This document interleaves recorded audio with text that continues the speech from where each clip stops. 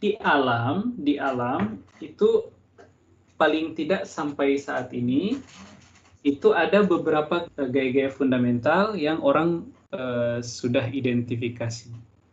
Ada 4 gaya fundamental di alam. Yang pertama adalah gravitasi. Gravitasi ini adalah gaya yang mengikat sistem tata surya kita. Sebenarnya tidak cuma sistem tata surya, tapi sistem galaksi dan lain-lain. Oke. Dan gravitasi itu gaya yang bekerja pada jarak yang cukup jauh. Oke, nanti kita akan lihat berikutnya apa itu gravitasi. Nah, gaya kedua itu adalah gaya elektromagnetik. Gaya elektromagnetik itu akibat bahan-bahan di alam itu punya muatan listrik. Nah, gaya elektromagnetik itu yang bertanggung jawab mengikat atom, yang mengikat elektron supaya tetap ada di sekitar inti. Oke. Kemudian yang ketiga itu ada gaya nuklir kuat. Gaya nuklir kuat ini atau strong nuclear force itu yang mengikat inti atom. Jadi kalau Bapak Ibu lihat dari SMA Bapak Ibu udah dapat pengetahuan tentang apa partikel yang ada di inti. Ada sekumpulan muatan positif dan netral, maka harusnya inti atom ini bubar karena yang positif akan tolak-menolak dengan yang positif. Tapi di alam, mereka tetap berikatan membentuk inti atom. Nah, yang bertanggung jawab mengikat mereka itu namanya gaya nuklir kuat. Nah, kemudian yang keempat itu adalah gaya nuklir lemah. Nah, interaksi nuklir lemah ini itu yang bertanggung jawab pada peluruhan radioaktif. Nah, yang nomor 1 kita akan lihat dalam topik dinamika. Yang nomor 2 kita akan lihat semester depan. Oke. Yang nomor 3 dan 4 itu disimpan aja. Itu kalau Bapak Ibu tertarik untuk belajar fisika lebih lanjut. Terutama kalau Bapak Ibu tertarik dengan topik-topik terkait nuklir. Nah, kemudian gaya-gaya fundamental ini itu akan menghasilkan gaya-gaya yang sering kita jumpai dalam kehidupan sehari-hari. Contohnya, gaya normal. Gaya normal, tadi kalau Bapak Ibu lihat penggambaran molekulernya, itu adalah beban terhadap barisan atom-atom atau molekul yang menyusun satu permukaan. Oke. Nah, karena barisan ini terdeformasi, maka akan ada dorongan balik. Nah, dorongan balik inilah yang kita kenal sebagai gaya normal. Oke. Jadi sebenarnya gaya normal ini kalau Bapak Ibu lihat secara detail, dia berhubungan juga dengan gaya yang mengikat antar atom. Karena gaya yang mengikat antar atom kita modifikasi, maka akan ada gaya balik bekerja ke benda yang membebani barisan atom atau molekul tersebut. Dan Bapak Ibu udah tahu kalau gaya-gaya yang mengikat antar atom atau antar molekul itu adalah akumulasi dari elektromagnetik, gaya elektromagnetik. Oke, misalkan Coulomb. Nah, mari kita lihat yang pertama tentang gravitasi. Nah, ini ada pohon apel, Bapak Ibu, di permukaan bumi. Nah, karena bumi punya massa, dan massanya sangat besar, walaupun bukan yang semesta. Nah, maka bumi akan menghasilkan gaya tarik ke benda-benda yang berada di sekitarnya dia, termasuk pohon apel ini dan buah-buahnya dan daun-daunnya. Nah, maka jika ada salah satu buah yang putus koneksinya dari pohonnya, maka dia akan jatuh menuju ke arah inti bumi. Tapi karena ada permukaan bumi, jadi dia akan stop di permukaan bumi. Nah, gravitasi itu adalah tarikan yang bekerja pada satu benda bermassa akibat keberadaan benda bermassa lain. Kata kuncinya ada tarikan dan ada massa. Jadi gravitasi ini sifatnya saling tarik-menarik dan disebabkan karena keberadaan massa. Oke. Jadi jika ada dua benda bermassa, maka kedua benda ini akan saling tarik-menarik. Nah, dapat dari mana ini? Newton menemukan ini lewat pengamatan pergerakan benda langit. Oke. Jadi dari zamannya Tycho Brahe itu dia mendata posisi benda-benda langit untuk waktu yang cukup panjang.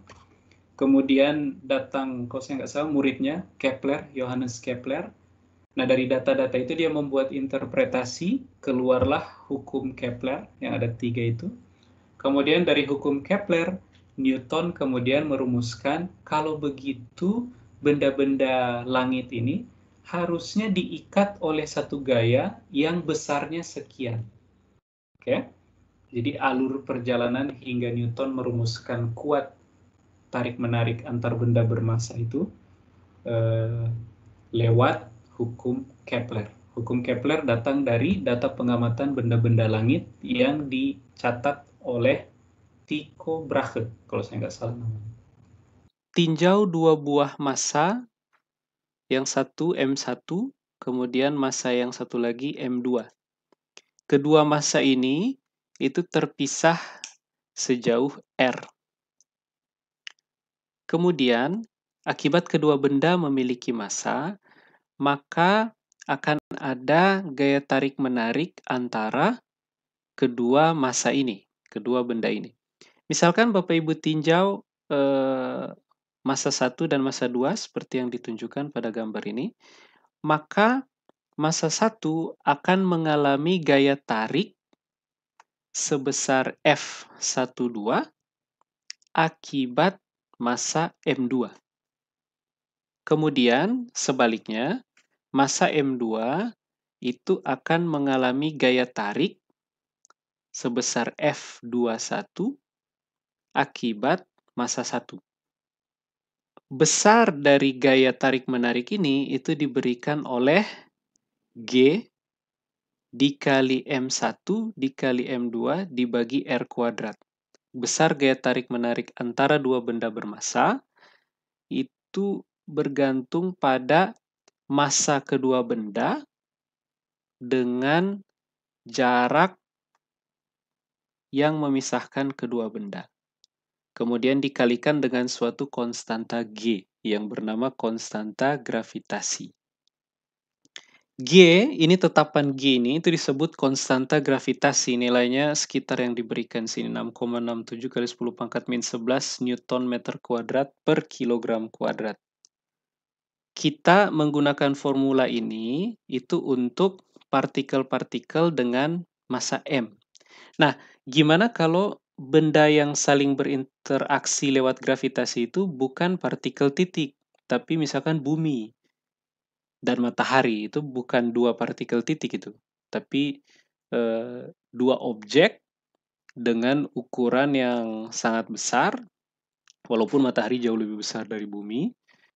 Nah, apakah formula ini masih bisa digunakan untuk kasus-kasus yang demikian, misalkan yang berinteraksi bumi dengan matahari? Nah, tentu formulasi ini masih bisa digunakan sepanjang ukuran benda-benda ini itu jauh lebih kecil dari jarak yang memisahkan benda-benda tersebut. Oke? Jadi agar satu benda bisa Bapak Ibu pandang sebagai benda titik, maka jarak antar kedua benda harus sangat besar. Jauh lebih besar dari ukuran kedua benda yang berinteraksi lewat gravitasi. Karena gravitasi sifatnya tarik-menarik, maka kalau Bapak Ibu perhatikan gaya yang diakibatkan oleh massa 2 terhadap massa 1, itu arahnya harus menuju massa 2. Misalkan arah menuju massa 2 itu kita sebut R. R itu Bapak Ibu bisa ambil X, Y, atau Z. Maka kita tuliskan kalau gitu, gaya yang bekerja pada benda 1 akibat benda 2 itu adalah G kali M1 kali M2 per R kuadrat, arahnya menuju M2. Oke? Sebaliknya, kita juga bisa tulis, kalau gitu gaya tarik akibat M1 pada M2 berlawanan dari arah menuju M2. Misalkan bumi dengan satu objek di sekitar bumi. Objek itu punya massa MO, kemudian bumi massanya ME. Oke? Maka bumi akan menarik objek dengan gaya sebesar F FOE. FOE adalah gaya yang bekerja pada objek akibat bumi dan arahnya pasti menuju pusat bumi. Kemudian, objek juga menarik bumi dengan besar gaya yang sama tetapi berlawanan arah. Kita beri nama FEO, gaya yang bekerja pada bumi akibat objek. Oke. Nah, kita asumsikan bumi adalah kerangka inersial, kemudian bumi memiliki sebaran massa yang homogen. Nah, tapi dalam realitas Bapak Ibu tahu kalau bumi itu sebaran massanya tidak homogen. Di bagian tertentu ada gunung yang sangat besar, makanya kalau Bapak Ibu mengukur percepatan gravitasi di seluruh bagian permukaan bumi, itu akan terukur nilai yang berbeda-beda. Karena bumi itu bentuknya tidak perfect bola, dan sebaran massanya tidak homogen. Tidak homogen itu artinya tidak merata di mana-mana. Jadi ada bagian yang di situ sangat masif, ada bagian lain yang tidak terlalu masif. Karena di dalam struktur bumi Bapak Ibu tahu ada yang padatan, ada yang liquid, ada yang udara. Oke? Nah, tapi kita asumsikan bumi itu sebaran massanya homogen lah. Nah, sehingga besar gaya yang bekerja pada bumi akibat objek akan sama dengan besar gaya yang bekerja pada objek akibat bumi, dan besarnya akan diberikan oleh G dikali massa bumi kali massa objek dibagi R kuadrat. R adalah jarak objek diukur dari pusat bumi. Oke, nah sekarang coba kita sederhanakan skema ini. Misalkan tinjau benda di sekitar permukaan bumi, sangat dekat dengan permukaan bumi. Artinya apa? Ketinggian benda tersebut diukur dari permukaan bumi itu jauh lebih kecil dibanding jari-jari bumi. Oke? Jadi kita tinjau gerak benda yang sangat dekat dengan permukaan bumi. Nah, kalau Bapak Ibu perhatikan, misalkan ini ada objek massanya MO berada pada ketinggian H diukur dari permukaan bumi, maka objek ini akan mengalami gaya gravitasi, gaya tarik, akibat bumi. Dan arahnya menuju ke pusat bumi. Besar dari FOE ini itu diberikan oleh G dikali massa bumi dikali massa objek dibagi R kuadrat. Nah, maka Bapak Ibu bisa tuliskan, kalau gitu, gaya yang bekerja pada objek akibat bumi itu sama dengan massa objek dikali G ini. G ini itu yang kita sebut sebagai percepatan gravitasi. Dan G ini kalau Bapak Ibu bandingkan hubungan pertama dengan kedua, ini hubungan pertama, kemudian ini hubungan kedua, maka Bapak Ibu bisa tulis kalau gitu percepatan gravitasi itu diberikan oleh G dikali massa bumi dibagi jari-jari bumi kuadrat. Sebenarnya ini pada dasarnya G ini itu harusnya adalah G konstanta gravitasi dikali massa bumi dibagi jarak dari pusat bumi ke benda. Oke, jarak dari pusat bumi ke benda itu sama dengan jarak dari titik pusat bumi ke permukaan bumi, itu adalah jari-jari. Oke, jari-jari bumi ditambah H kuadrat. Oke. Nah, tapi karena H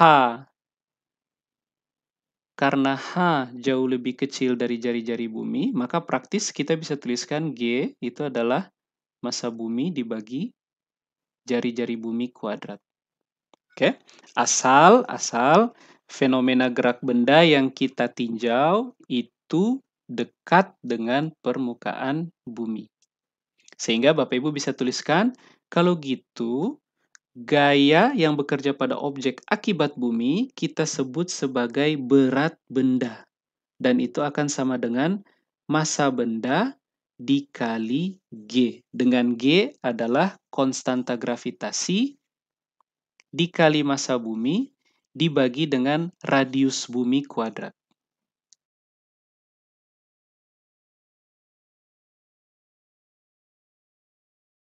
Secara umum, kalau Bapak Ibu lihat, besar gaya yang bekerja pada objek akibat bumi itu adalah konstanta gravitasi dikali massa bumi kali massa objek dibagi jarak objek diukur dari pusat bumi kuadrat. Oke. Nah, kalau jari-jari bumi adalah RE, maka Bapak Ibu bisa tulis ini sebagai ME kali MO dibagi jari-jari bumi ditambah H kuadrat. H adalah jarak benda diukur dari permukaan bumi. Sementara RE itu adalah jari-jari bumi.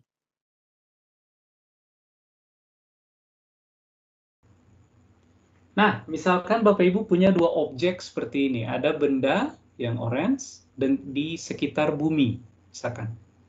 Nah, bumi tentu punya massa. Kita kasih simbol ME itu. Ya. Kemudian benda, objek, itu massanya MO. Nah, akibat kedua benda ini bermassa, maka kedua benda ini akan saling tarik-menarik. Nah, tapi coba Bapak Ibu bayangkan. Jika benda ini, objek ini, itu massanya jauh lebih kecil dari massa bumi. Misalkan bola basket Bapak Ibu sedang main bola basket di permukaan bumi. Massa itu adalah ukuran kemalasan satu benda untuk dibuat bergerak. Oke.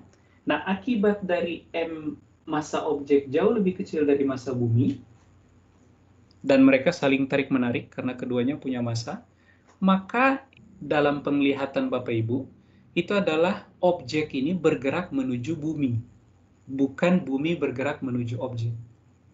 Yang akan tampak di pengamatan Bapak Ibu. Mengapa? Karena objek ini massanya jauh lebih kecil dari bumi, sehingga bumi lebih malas dibuat bergerak. Sehingga kalau Bapak Ibu substitusi nilai massanya bumi ke hukum Newton yang tadi, sigma F sama dengan M kali A, percepatan yang dialami oleh bumi itu kecil sekali dan bisa diabaikan. Oke.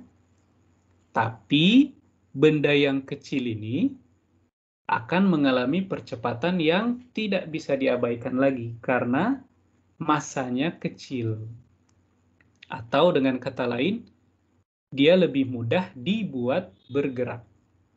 Sehingga efek yang akan Bapak Ibu amati adalah benda ini itu ditarik oleh bumi dengan gaya sebesar Fa ini. Fa itu maksudnya gaya tarik yang disebabkan oleh bumi. Misalkan kita sederhanakan skemanya seperti ini. Jadi ada permukaan bumi, kemudian ada benda di ketinggian tertentu dari permukaan bumi. Okay? Kemudian lagi-lagi karena kita menganalisa gerak dan besaran-besaran yang terlibat itu banyak vektor, sehingga Bapak Ibu membutuhkan sistem koordinat. Kita letakkan sistem koordinat kartesius kita sedemikian sehingga sumbu X itu berada di permukaan bumi. Atau dengan kata lain, permukaan bumi itu adalah Y sama dengan 0. Sumbu X kita letakkan sejajar permukaan bumi dan tepat di permukaan bumi. Kemudian sumbu Y itu kita pilih tegak lurus permukaan bumi. Dan kita pilih Y positif itu pada arah menjauh dari permukaan bumi. Gaya yang bekerja pada benda ini itu adalah gaya tarik oleh bumi. Oke? Dan gaya tarik oleh bumi ini itu diberikan oleh massa benda dikali dengan percepatan gravitasi bumi. Benda ini bergerak menuju bumi karena percepatan yang diakibatkan oleh gaya tarik bumi,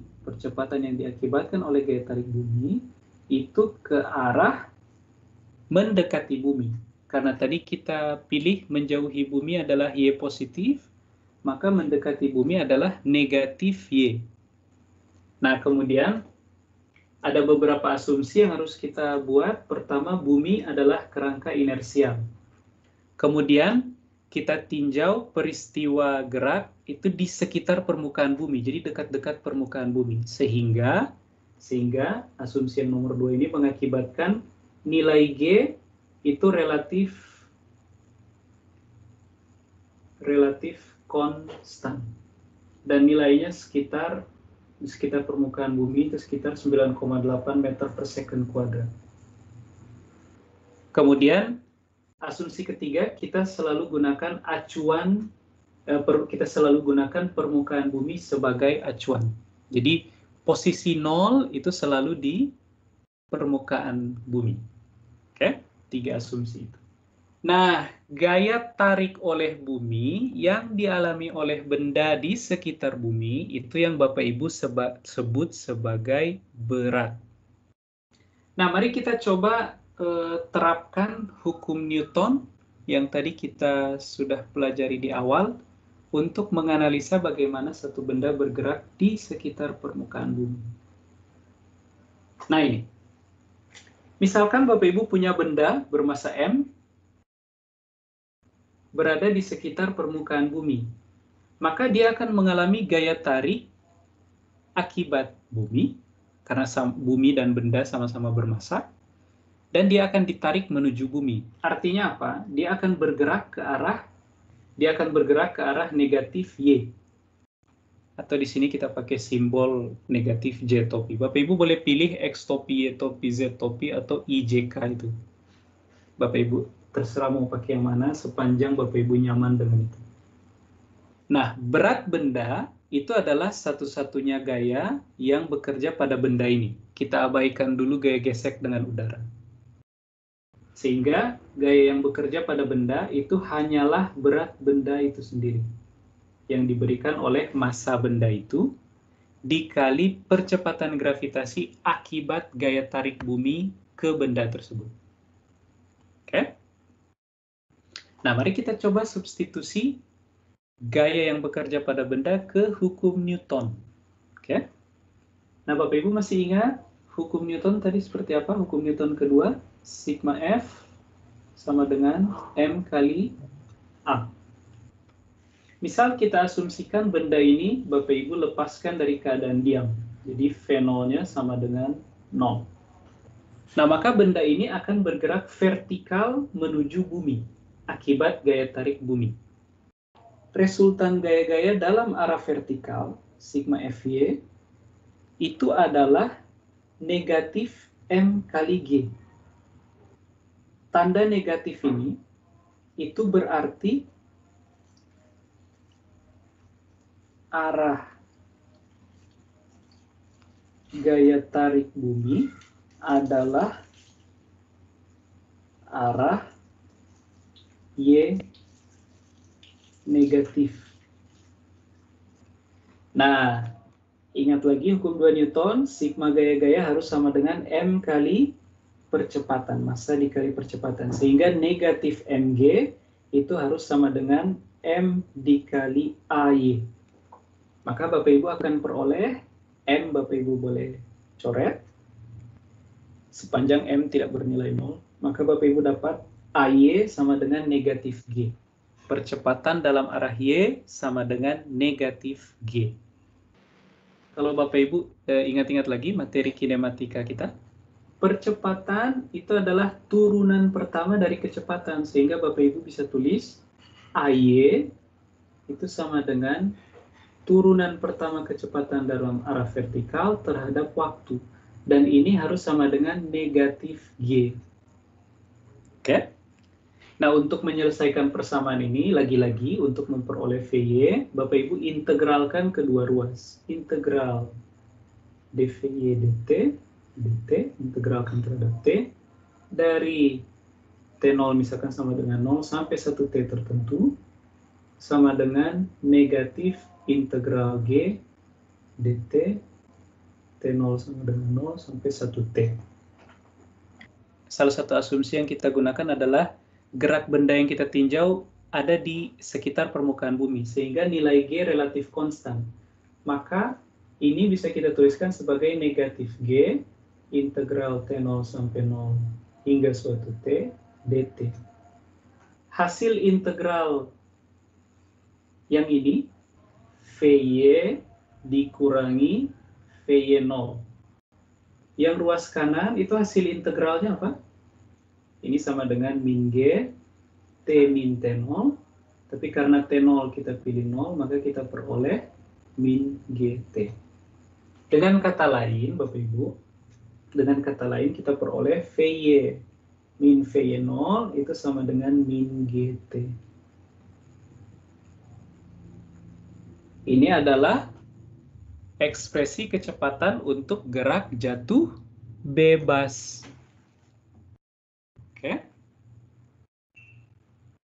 Nah, kemudian setelah Bapak Ibu peroleh VY, ini bisa Bapak Ibu tulis juga sebagai VY sama dengan VY0 negatif GT.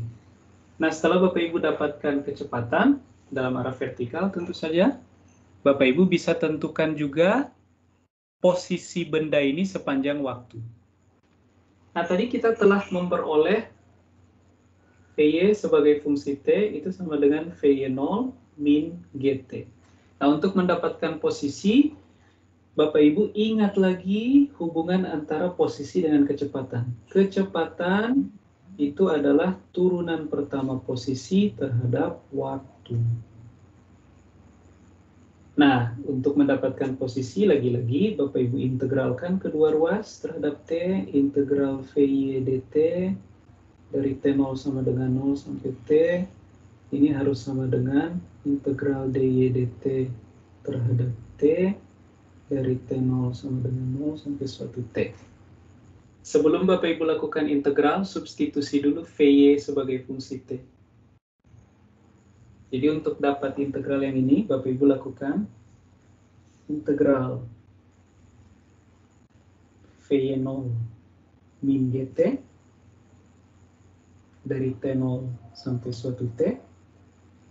Maka ini hasilnya akan Bapak Ibu dapatkan VY0T dikurangi setengah GT kuadrat. Sementara yang ruas kanan, Bapak Ibu akan peroleh Y min Y0. Maka Bapak Ibu bisa tuliskan kalau gitu Y min Y0 itu sama dengan VY0T kurangi setengah GT kuadrat. Atau Y sama dengan Y0 plus VY0T dikurangi setengah GT kuadrat. Ini adalah posisi untuk gerak jatuh bebas.